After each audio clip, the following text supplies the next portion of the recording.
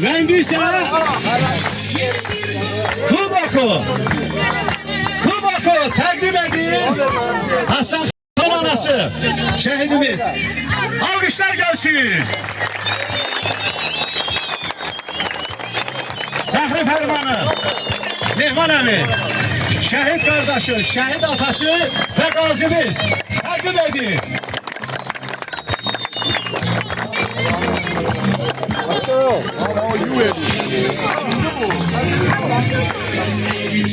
Nihat kardeşimiz. Gürültülü alkışlar gelsin. Senanlı komandasından Ülbü kardeşimiz. Kavrağa gelsin. İcazə verin.